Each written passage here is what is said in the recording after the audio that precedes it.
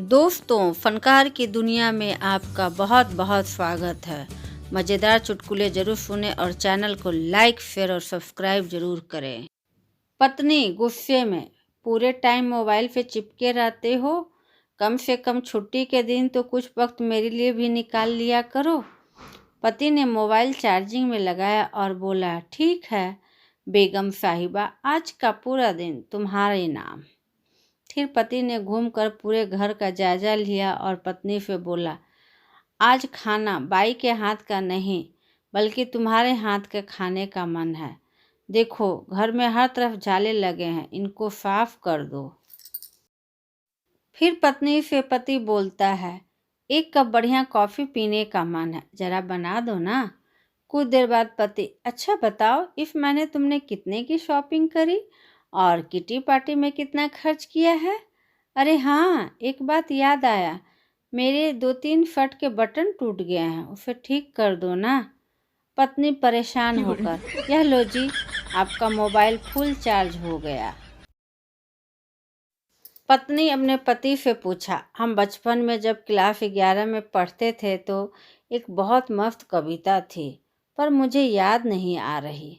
तुम तो PAFC वाले हो, तुम्हें याद है क्या। पति, मेरी क्लास में तो 2 थी, एक कविता गुप्ता, एक कविता जोशी, दोनों ही एकदम मस्त थी। अब पति अस्पताल में है।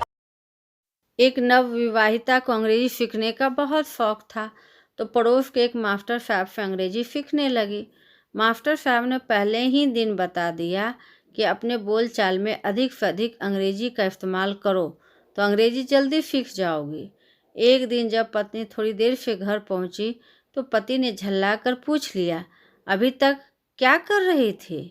पत्नी ने कहा, अरे गुस्सा क्यों होते हो, ऐसे लिखने के बाद मास्टर साहब से करप्शन कराने चली गई थी।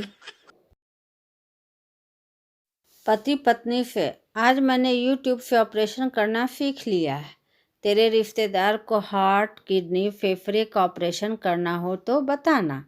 पत्नी, यह तो बेहद खतरनाक प्रयोग है जी, ऐसी कोई भी वीडियो देखकर कुछ नहीं आ जाता।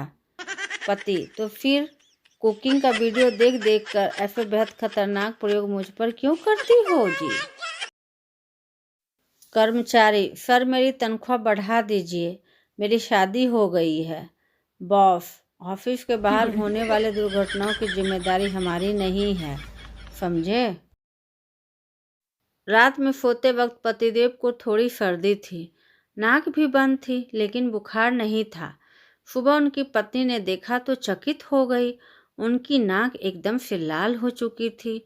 वह एकदम घबरा गई और बाहर से ही हमदर्दी जताते हुए कहा, ए जी, आपको इमोक्रोन का टेस्ट आज ही करवा लेना चाहिए, आपकी नाक एकदम से संक्रमित हो गई लगती है। पति झल्ला कर बोला, देखो रात को सोते वक्त मेरे इनहेलर के पास अपनी लिपस्टिक मत रखा करो। पति को अच्छा सेहत बनाने का शौक था।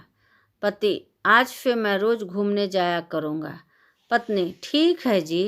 पति सुबह 4 बजे उठकर घूमने गया, बाहर बहुत ठंड थी तो वापस आकर रजाई में घुस गया और बीवी से लिपट कर बोला, जानू बाहर बहुत ठंड है। पत्नी, और देखो ना वह पगला इस ठंड में बाहर घूमने गया है। पति बेहोश। साला भलाई का तो जमाना ही नहीं रहा। मेरे पड़ोसी ने मुझसे पूछा कि आपने मेरी धर्मपत्नी को देखा क्या। हाँ, आज सुबह ही नहाते हुए देखा था। साले ने मेरी जमकर कुटाई कर दी।